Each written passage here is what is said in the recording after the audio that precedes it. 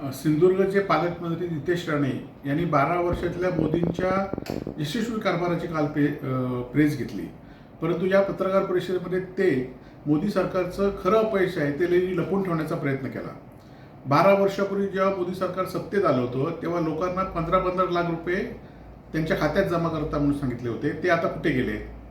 12 वर्षापूर्वी सत्तेमध्ये आले त्यावेळी त्यांनी प्रत्येकाला नोकरी 2 कोटी लोकांना रोजगार देणार म्हणून सांगितलं होतं. ते रोजगार कुठे गेला?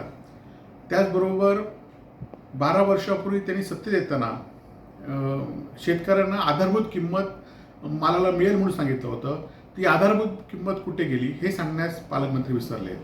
शेतकऱ्यांच्या खताच्या किमती आटोक्यात ठेवतो म्हणून सांगितलेत, परंतु 250 रुपयाला मिळणारा युरिया आता 800 ते 1400 रुपयापर्यंत मिळतोय. त्या खताच्या किमती नियंत्रित न ठेवण्याचं अपयश त्यांनी कालच्या पत्रकार परिषदेमध्ये लपवलं आहे. त्याचबरोबर हर घर जल ही मोदी सरकार 4 वर्षापूर्वी योजना आखली होती, परंतु या सिंधुदुर्ग जिल्ह्यामध्ये एकही नळ योजना हर घर जलची म्हणजे जलजीवन मिशनची एकही योजना पूर्ण नाही हे सांगण्यास पालकमंत्री नितेश राणे काल विसरले. त्याचबरोबर चिपी विमानतळ अपूर्व चिपी विमानतळाच्या माध्यमातून मुंबई सेवा अजूनही ते सुरू करू शकले नाहीत हे ते सांगण्यास विसरले. मुंबई गोवा मार्ग 12 वर्ष अजूनही अपुरा आहे हे ते सांगण्यास विसरले. त्याचबरोबर आपण बघितलं असाल की आज शेतकऱ्यांना इन्शुरन्सच्या माध्यमातून पैसे देतो म्हणून सांगतायत, परंतु इन्शुरन्स कंपनीला दरवर्षी 10,000 कोटीचा फायदा होतो आणि शेतकरी मात्र भरवला जातो हे पालकमंत्री सांगण्यास विसरलेले आहेत.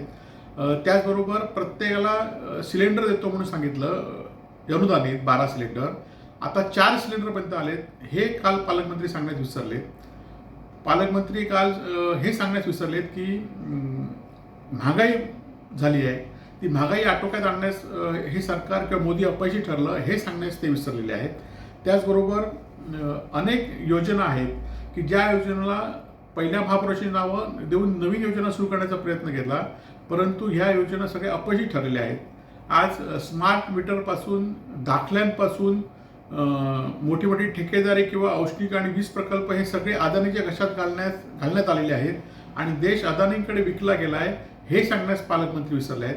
त्यामुळे गेल्या 12 वर्षामध्ये मोदी सरकार हे पूर्णपणे अपयशी ठरलेलं आहे. सर्वसामान्य जनतेला, सर्वसामान्य महिलांना जे 1500 रुपयाचं आमिष दिलं होतं ते सुद्धा आज 85 लाख महिलांना या राज्यातून कमी केलं आहे हे सांगण्यास विसरलेले आहेत आणि त्यामुळे हे मोदी सरकार पूर्णपणे अपयशी झालेले आहे. आणि पालकमंत्र्यांनी मोदी सरकार यशस्वीचा कारभार सांगताना हे खरं तर आम्ही जे मुद्दे मांडले ते लोकांसमोर गेले पाहिजेत आणि या मुद्द्यावर कसं अपयश आहे हे लोकांनी लक्षात घेतलं पाहिजे.